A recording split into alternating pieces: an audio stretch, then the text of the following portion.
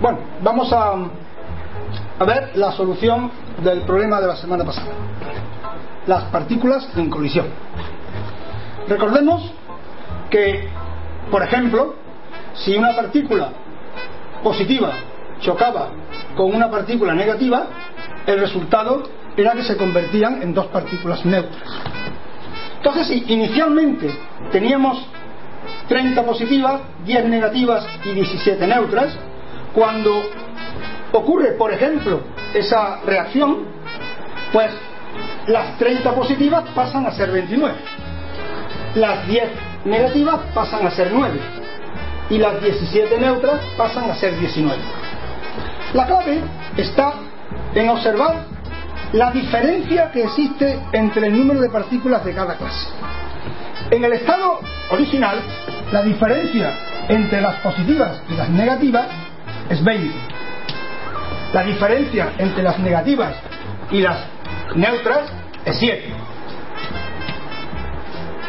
Y la diferencia entre las positivas y las neutras es 13. Vamos a ver qué ocurre cuando ha tenido lugar la reacción. Cuando ha tenido lugar la reacción, la diferencia entre las positivas y las negativas es 20. La diferencia entre las negativas y las neutras es 10. Y la diferencia entre las positivas y las neutras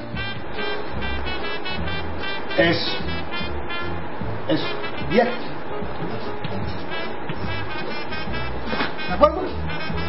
¿Qué ocurre? Que la diferencia entre las positivas y las negativas no ha variado después de haber tenido lugar la reacción. Claro, si se ha perdido una positiva y se ha perdido una negativa, la diferencia es la misma.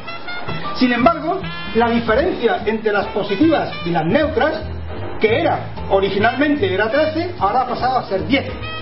Claro, porque una pierde una y otra gana 2. Lo mismo ocurre con las negativas y las neutras, que si antes era 10, ahora pasa a 7, porque van cambiando. Una gana 2, otra pierde una, o una pierde 2 y otra gana 1. La diferencia siempre es más 3, menos 3 o 0. ¿Eso qué quiere decir? Eso quiere decir que esas diferencias, al dividirlas entre 3, siempre dan el mismo resto. Porque si yo tengo un número que da de resto al dividirlo entre 3, da 2, si yo a ese número le sumo 3, le quito 3, le sumo 3, le quito 0, le sumo 0, le sumo 3, le quito 3, el resto sigue siendo 2, porque ese 3 es múltiplo de 3 siempre. Por lo tanto, el resto de la división entre 3 de esas diferencias es un invariante de todo este proceso. ¿Qué ocurre? Que si yo quiero que todas estén en el mismo sitio, en la misma posición, pues ¿qué tendría que ocurrir? Pues tendría que ocurrir, como en total hay 57, pues tendría que haber 57 positivas, por ejemplo, 0 negativas y 0 neutras. Las diferencias son 57, 57 y 0, que son múltiplos de 3. Mientras que en el estado original las diferencias eran 20, 7 y 13, que no son múltiplos de 3. Luego, unas diferencias que dan unos restos distintos de 0 al principio no pueden al final dar resto 0, porque los restos son invariantes. Luego es imposible que se pueda llegar a un estado final con todas las partículas en un mismo estado. ¿Qué ocurriría si estos números no fueran los mismos?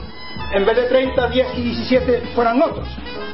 Pues a lo mejor se podría conseguir que en algún caso, dependiendo de las diferencias, se pudiera conseguir llegar a un estado único para todas. Pero eso sería otro problema, y ahí queda, para pensarlo. Muchísimas gracias.